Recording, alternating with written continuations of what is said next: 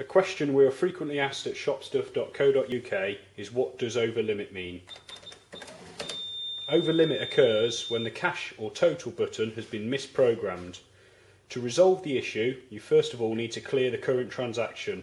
Press the clear button and then cash the sale off using any of the other tender buttons, CR1, CR2, CH1 or CH2. Then turn the master key round to the PGM position and type in 008, then press the cross in a circle button, then TMST, then the TLNS button, and a small receipt will print out confirming your programming.